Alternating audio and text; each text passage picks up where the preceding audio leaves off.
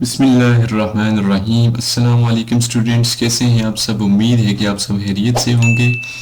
तो आज के इस लेक्चर में हम स्टडी करेंगे class 10th physics chapter number 1 simple harmonic motion वाला। और जो आज का हमारा डिस्कशन टॉपिक है वो दो टॉपिक हैं, ठीक है। एक तो ये है कि सिंपल हार्मोनिक मोशन क्या है, जो हम लोगों ने पिछले टॉपिक में भी डिस्कस किया है कि सिंपल हार्मोनिक मोशन क्या है। और आज का जो हमारा इम्पोर्टेंट और मेन टॉपिक है वो ये है कि what are the conditions for an object to oscillate with simple harmonic motion, कि एक ऑब्जेक्ट को ऑसिलेट करने के लिए सिंपल हार्मोनिक मोशन के साथ कौन कौन सी कंडीशंस नेसेसरी होती हैं। तो आज हम उन कंडीशंस को डिस्कस करेंगे। तो चलिए बिना वक्त ज़ाये किए स्टार्ट करते हैं। तो सबसे पहले जो सिंपल हार्मोनिक मोशन है वो हम लोगों ने स्टडी भी किया था, लेकिन दोबारा से रिपीट कर देते हैं जल्दी, ठीक है।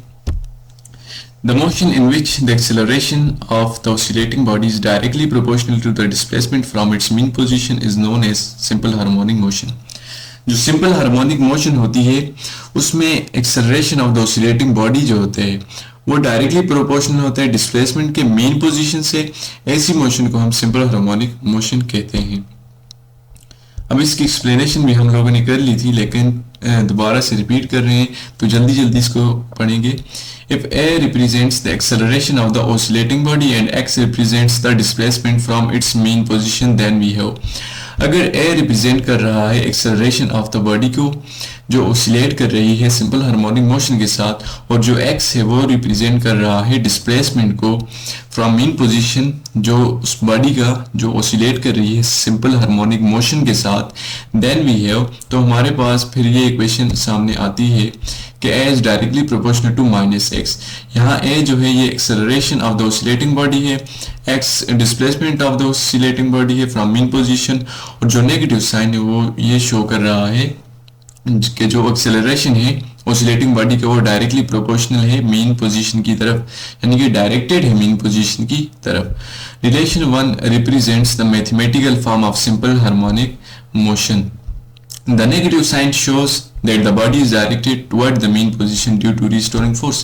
restoring force की वजह से जो acceleration of the body है वो directed है mean position की तरफ। क्यों कि न्यूटन सेकंड लॉ के मुताबिक हम जानते हैं कि जिधर फोर्स की डायरेक्शन होती है उसी डायरेक्शन में डिस्प्लेसमेंट भी कवर होता है, तो और उसी डायरेक्शन में एक्सेलरेशन भी होता है, ठीक है। जब फोर्स लगती है तो एक्सेलरेशन प्रोड्यूस होता है, और जिस डायरेक्शन में फोर्स, यानी कि इस केस में जो रिस्टोरिंग फोर्स है वो मीन पोजीशन की तरफ, यानी कि मीन पोजीशन की तरफ डायरेक्टेड होती है।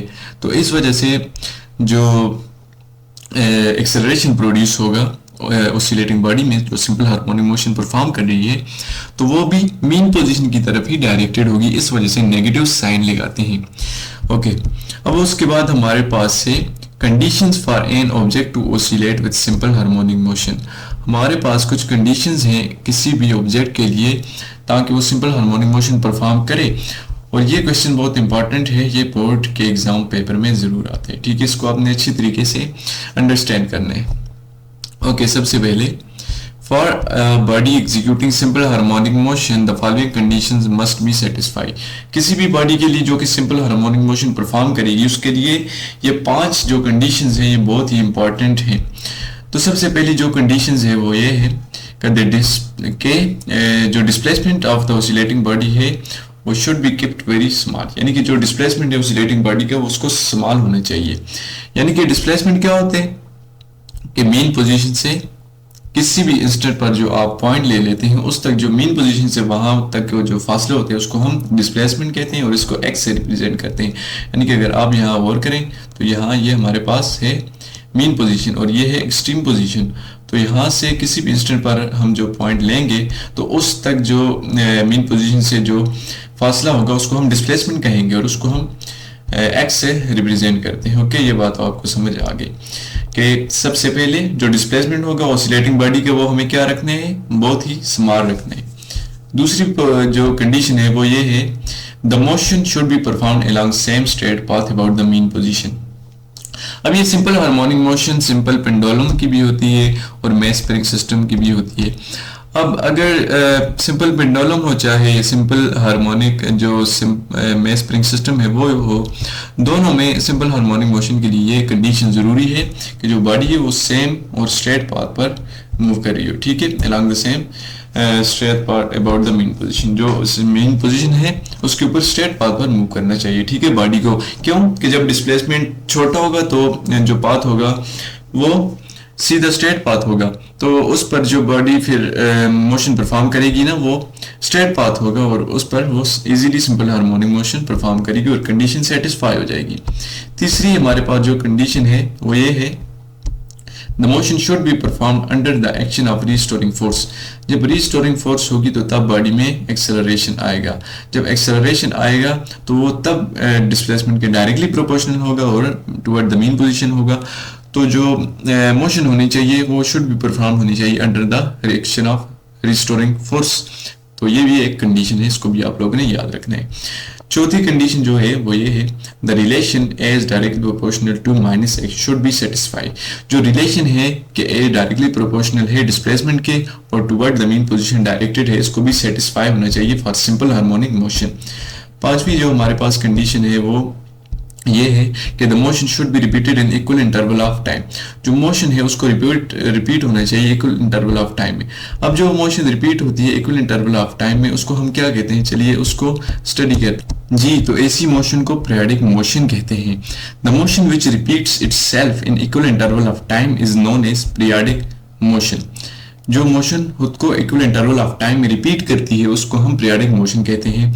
इसकी एग्जांपल्स में है, सबसे पहली एग्जांपल इसकी है मोशन ऑफ सिंपल पेंडुलम। जो सिंपल पेंडुलम है उसकी मोशन भी है पीरियोडिक मोशन, ओके, क्योंकि ये जब हम पेंडुलम के बॉब को स्ट्रक करते हैं किसी भी चीज के साथ तो वो मीन पोजीशन के इर्द गिर्द जो इक्वल इंटरवल ऑफ टाइम में मोशन कंप्लीट करते हैं, यानी कि वो भी पीरियोडिक मोशन करते हैं। और ये कंडीशन है किसके लिए, सिंपल हार्मोनिक मोशन के लिए।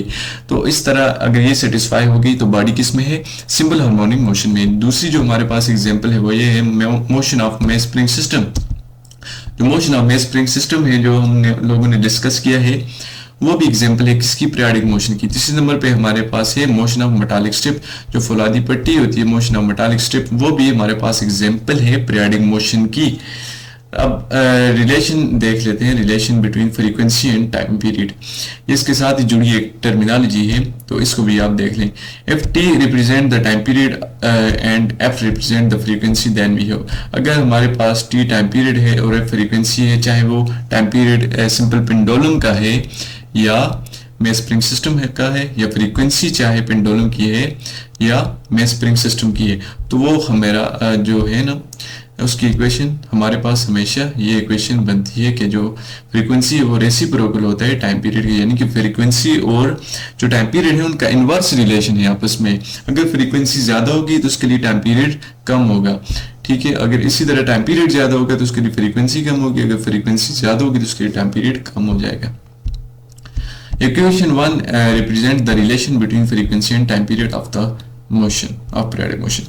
तो हमारे पास जो periodic motion है उसके लिए जो हमारे पास ये जो इक्वेशन है ये रिप्रेजेंट कर रही है relation between the time period and frequency of periodic motion.